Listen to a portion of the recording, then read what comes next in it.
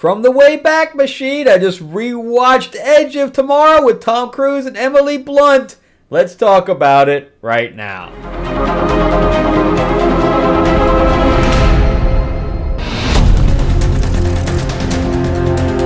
Welcome back to the channel, everyone. Thank you so much for spending time with me as we rant about movies, comic books, and television shows. Let me do this again because I don't have my light on. Welcome back to the channel, everyone. Thank you so much for spending time with me as we rant about movies, comic books, and television shows, as well as the occasional board game. I'm your host, Frank Zanca. I'm an award-winning screenwriter, novelist, and comic book writer, as well as a filmmaker. And yeah, we're going to talk about Edge of Tomorrow, but before we do, I just wanted to let you guys know that my new comic, Lords of LA, issue 2, is coming in the mail from my printers right now. It is my vampire mob set in 1950s Hollywood. Yes, there's Marilyn Monroe in it, and it is a little bit adult, so we do have plenty of blood, sex, and gore in here. Vampire action, vampire on werepanther. Yes, there's a werepanther in here as well, and it's lots of fun. Here's issue 1, and here is issue 2. And we are going to, I am going to be signing them, so if you do want one, let me know in the comments section. All right, so let's talk about Edge of Tomorrow. I haven't seen this movie in some time, probably 10 years. Well, it came out 10 years ago, but I did watch it on video after that. But it's probably about 8 years since I've watched it for sure. And I remember saying it was okay. I didn't like the fact that it was just a ripoff of Groundhog Day, which then ended up being an entire genre.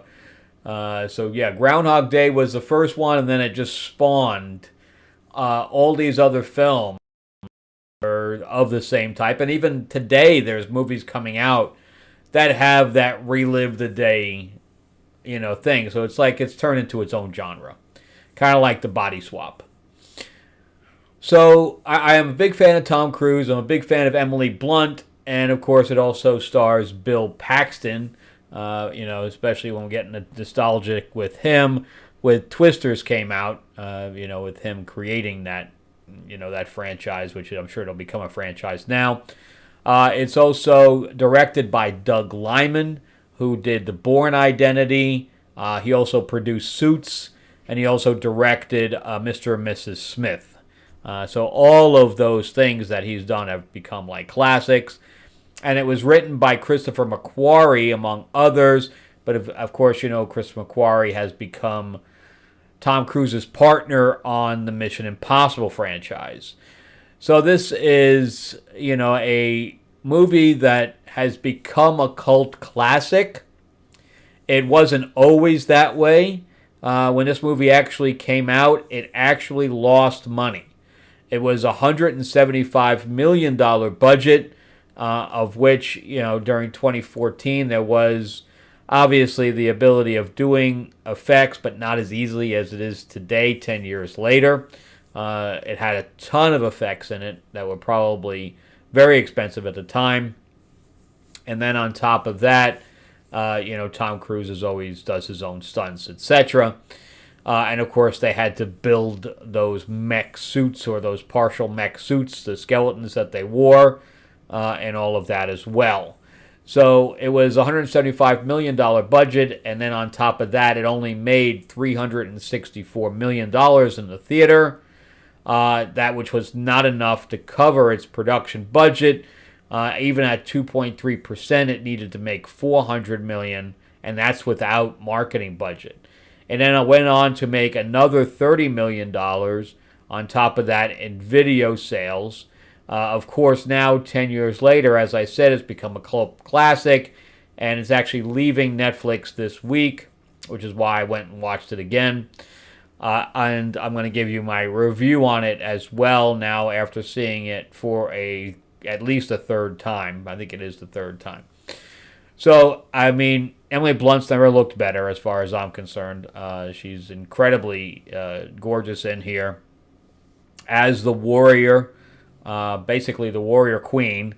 But we find out why she became that way because She originally had the Groundhog Day ability and lost it, and then it went. Well, didn't go to him, but Tom Cruise ended up having it. She was well aware of what his abilities are and took advantage of it by killing him every time, which is funny. I mean, at least that's funny. The thing behind it, the description behind or the reasoning behind what's going on is that the aliens or whatever, we really don't know much about them, which is also a detriment to the film, I believe. We have no idea, about anything about them, and you would think that after battling them so long, that somebody would have done some research on these creatures, but apparently nobody ever did.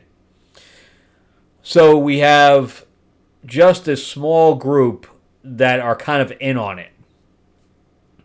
And we start out with Cage, which is Tom Cruise's character, end up pissing off the main general and sends him to the front.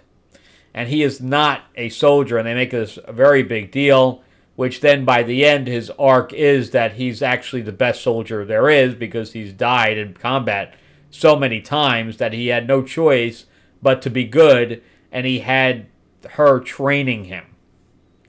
So, plus he was able to know where the enemies were going to go. So the description about why he has this ability is that the blood of one of the major ones, the major aliens, got on him or mixed with his blood or whatever, where he ended up inheriting their ability to reset time. So there's this big ball underground that's controlling all of these little guys. So, all of, the soldier aliens. And every time one of their big ones ends up getting killed, the other one resets time so that they know what the enemy is doing, which is why all of the humans or the human attack force, military force, is not able to get up on anything because the aliens already know that they're coming. So when he takes this ability from them, which really makes no sense, if you think about it, there's no sense. There's no technology to it. It's in a blood that then mixes with his blood, but yet the alien blood is compatible with human blood. It doesn't make any sense. I mean, it's just word soup as far as this is concerned. And I think that the movie's too long for what it is. It gets kind of repetitive on purpose. And the relationship between him and Emily Blunt, it could be better. It's okay. But because it's so stunted, where we're seeing a progression on his side but not hers, I think that limits what the relationship could have been. And even by the end, she doesn't know who he is. But both of them, and I'm going to go to spoilers here because the movie's so old.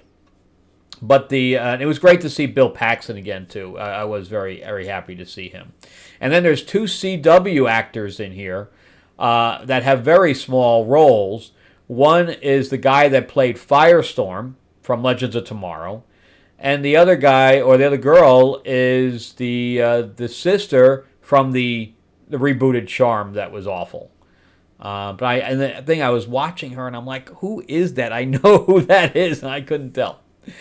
But yeah, so there was like little bit parts of actors that have gone on and grown a little bit more over the past 10 years. But yeah, so the whole ending makes no sense to me. So first of all, like I said, it's too long. Second of all, it gets repetitive on purpose.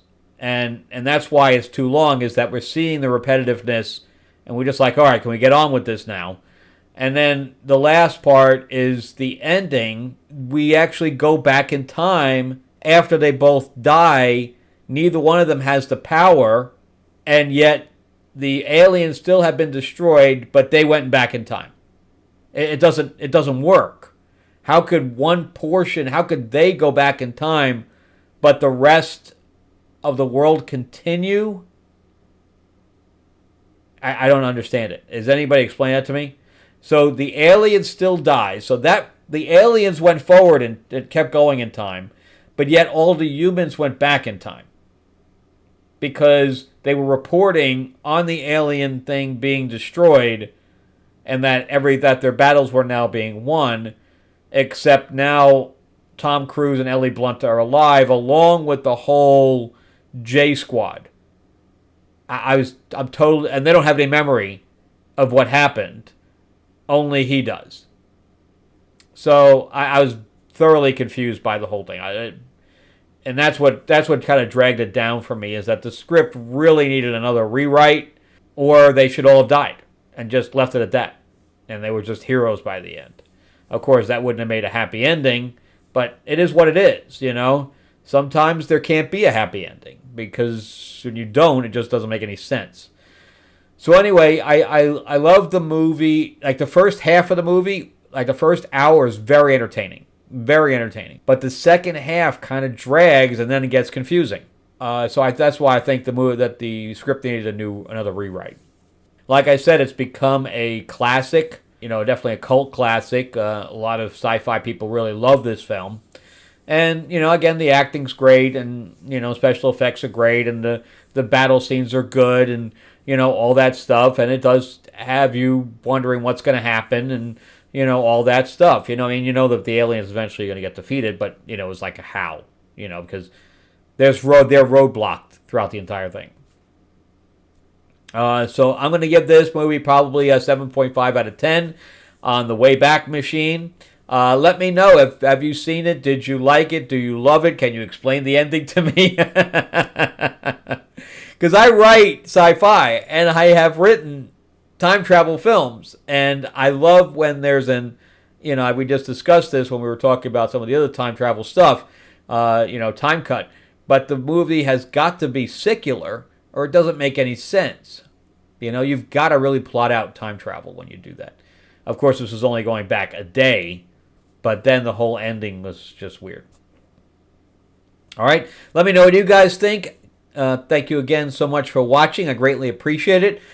Give me the thumbs up. Give me the like if you can. If you can, subscribe. Ring that bell, ding, ding. It's free. Why not? And also, if you want a copy of Lords of LA, let me know as well. Check out some of my other videos as well that'll pop up here. And I'll see you in the next one. Have a great week.